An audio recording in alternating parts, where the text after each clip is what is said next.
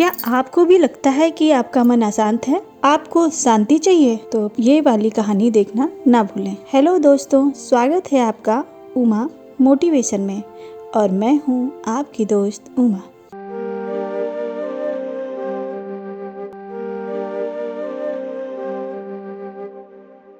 तो चलिए शुरू करते हैं आज की मोटिवेशनल कहानी।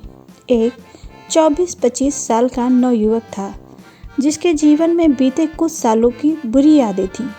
वह हमेशा दुखी रहता था और आने वाले भविष्य को लेकर भी चिंतित रहता था। कुल मिलाकर वह हर वक्त किसी न किसी बात से परेशान रहता था। उसके दिलो दिमाग में एक उथल पुथल मची रहती, जिसकी वजह से हर वक्त वह थका हुआ और हारा महसूस करता था। इस कारण वह ठीक से सो भी नहीं पाता था। उसे अपने कानों के आसपास शोर ही शोर महसूस होता और कभी कभी वह अपना सिर पकड़कर कहता, मुझे शांति चाहिए, मैं ऐसा क्या करूं जिससे मेरा मन शांत हो सके। उसके पास के गांव में एक बुजुर्ग रहते थे जिनके बारे में लोगों का कहना था कि वे जीवन भर अलग अलग देशों में घूमते रहे थे। वे एक दार्शनिक थे और अच्छे समाज सुधारक भी थे। लोग अपनी परेशानी जाकर उन्हें बताते और बुजुर्ग दार्शनिक बड़े ध्यान से सबकी परेशानी सुनते, फिर उनसे जो संभव हो सकता सामने वाले की मदद करते। उनके इन अच्छे कार्यों की वजह से लोग उनका बहुत सम्मान करते थे।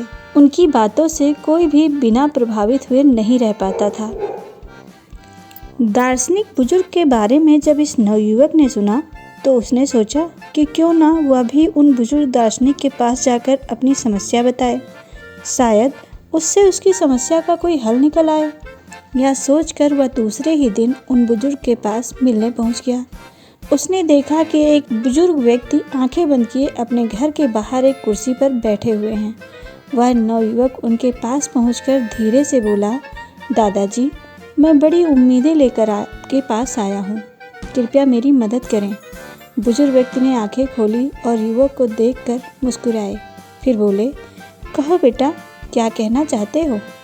तो युवक ने अपनी सारी समस्याएं उनके आगे कह सुनाई। वह बोला कि दादाजी, अब तो हर वक्त मेरे अंदर बाहर मुझे एक शोर सुनाई देता रहता है। मैं थक गया हूँ और मुझे शांति चाहिए, कृपया मेरी मदद करें।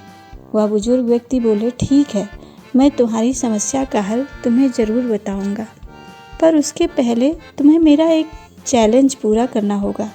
यदि तुमने वो कर लिया तो मैं तुम्हारी मदद ज़रूर करूँगा। युवक चैलेंज पूरा करने के लिए तैयार हो गया।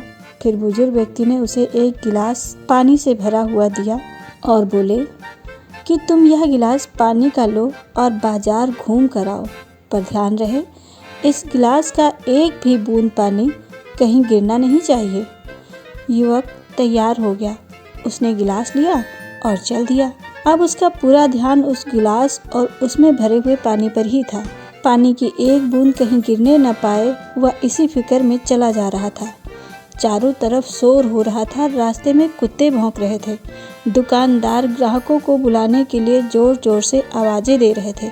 कहीं सब्जी वाले चिल्ला रहे थे तो कहीं फल वाले, पर युवक का ध्यान सिर्फ पानी से भरे गिलास पर था। उसे डर था कि कहीं पानी गिर ना जाए, उसका टास्क अधूरा ना रह जाए। और युवक ने टास्क पूरा कर लिया और वह खुश होकर बुजुर्ग के पास पहुंचा और बोला कि दादाजी, देखिए, मैंने पानी की एक भी बूंद कहीं गिरने नहीं दी है। मैंने आपका दिया चैलेंज पूरा किया। फिर बुजुर्ग व्यक्ति उस नवयुवक से बोले कि ये बताओ कि बाजार में तुमने क्या क्या देखा, वहाँ क्या क्या बिक रहा था, क्या आज वहाँ शोर ज़्यादा हो रहा था? तो युवक बोला, दादाजी, मैंने तो ध्यान ही नहीं दिया, मेरा पूरा ध्यान तो सिर्फ गिलास और उसमें भरे हुए पानी पर ही था, मुझे कोई शोर सुनाई ही नहीं दिया। बुजुर्ग फिर से मुस्कुराए कि जिस शांति की तलाश में तुम यहाँ आए हो, यह वही तो है। दरअसल शोर जो तुम्हें हमेशा सुनाई देता है वह तुम्हारे अंदर का है, बाहर का नहीं। पर यदि तुम किसी एक कार्य को पूरी लगन और फोकस होकर करोगे तो तुम्हें कोई शोर सुनाई नहीं देगा। जो बीत चुका है उसे सोचना छोड़ो, बीती बातों को सोचकर दुखी होना छोड़ो, क्योंकि जो बीत गया है उसे हम बदल नहीं सकते, पर जो वक्त आने वाला है उसे अवश्य ही सुधार सकते हो। अतः तुम एक लक्ष्य बना लो और उसी पर पूरी तरह से केंद्रित हो जाओ। तुम्हारे आसपास क्या हो रहा है उसे सुनना छोड़ दो। बस एक बात याद रखो कि बेहतर जीवन के लिए जो लक्ष्य निर्धारित तुमने किया है उसे तुम्हें जीतना ही है। फिर देखना तुम्हें कोई शोर सुनाई नहीं देगा और तुम्हारा आत्मविश्वास तुम्हें एक दिन सफलता की ऊंचाई पर लाकर खड़ा कर देगा। तो दोस्तों, हमें उम्मीद है हमारी यह छोटी सी मोटिवेशनल कहानी आपको ज़रूर पसंद आई होगी। ऐसे ही और मोटिवेशनल कहानियों के लिए प्लीज़ हमारे चैनल को लाइक, शेयर और सब्सक्राइब करना ना भूलें। Thanks for watching.